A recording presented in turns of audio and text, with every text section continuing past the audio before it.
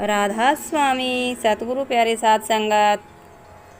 आज हम फिर से एक कहानी पढ़ेंगे, जानेंगे कि मन अब क्या क्या खेल करवा देता है। तो हमारी कहानी का शीर्षक भी है मन का खेल। हमारी कहानी इस प्रकार से शुरू होती है कि एक व्यापारी था। समुद्री जहाज में वह अपना माल लेकर आ रहा था।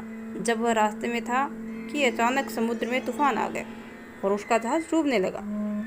व्यापारी ये देखकर बहुत घबराया और सोचने लगा कि अगर मेरा जहाज डूब गया तो मैं तबाह हो जाऊंगा, क्योंकि मैंने अपनी सारी पूंजी इसमें लगा रखी है। जब इंसान पर दुख का पहाड़ टूटता है तो वह परमात्मा को, गुरु को, पीर को, देवी देवताओं को, सबको याद करता है और उनके आगे फरियाद करता है कि मुझे इस मुसीबत से बचाओ।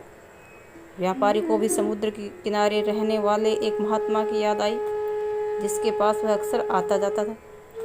उसने मन ही मन महात्मा को याद किया और मन्नत मांगी कि अगर महात्मा मेरे जहाज को डूबने से बचा देता है तो मैं उन्हें 100 चद्दर चढ़ाऊंगा। तूफान से हिचकोले खाता हुआ जहाज धीरे धीरे किनारे की तरफ चलने लगा। ज्यों-ज्यों जहाज किनारे के समीप आता गया, व्यापारी के विचार बदलते गए। उसने सोचा कि मैंने महात्मा को 100 चद्दरों की भेंट बोल तो दी, तो महात्मा 100 चद्दरों का क्या करेगा? 50 दे दूंगा, उनके लिए काफ़ी रहेंगी। आखिर जब जहाज किनारे से आकर लगा तो व्यापारी ने सोचा कि 50 चद्दरों का भी महात्मा क्या करेगा? 25 चद्दरें बहुत हैं। व्यापारी ने जहाज में जो माल भर रखा था उसमें चद्दरें भी थी। उसने तुरंत 25 चद्दरें उठाई और भागता हुआ महात्मा के पास पहुंचा। महात्मा को चद्दरें सौंपते हुए उसने कहा, महात्मा जी, ये 25 चद्दरें जल्दी से संभालो। महात्मा बोला, भाई तुम कौन हो? ये कैसी चद्दरें हैं और इतनी जल्दी क्यों जा रहे हो?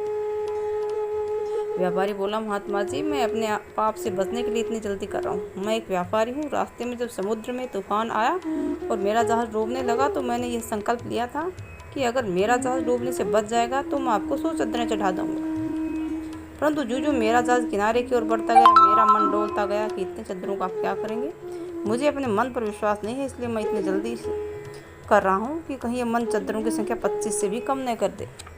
मन बहुत बलवान होता है। बड़े बड़े योगियों, पीर, पैगंबर, औलिया, ऋषि, मुनि आदि को उसने ऐसे ऐसे नाच नचाए कि उनके जीवन भर की तप साधना को पल भर में मिट्टी में मिला दिया। समस्त शक्तियों का स्रोत मन है। मन नदी की भांति जब तक अनियंत्रित रहता है तब तक विनाश का सबब बनता है। आवश्यकता सिर्फ इसे नियंत्रित, संयमित, एकाग्र या स्थिर करने की है। एक बार मन को एकाग्र करके इस पर काबू पा लिया जाए तो इससे मनचाहा काम लिया जा सकता है। मन की वृत्तियों को एकत्रित करने का एकमात्र हल पूर्ण संत सतगुरु की शरण ग्रहण करना है। राधा स्वामी।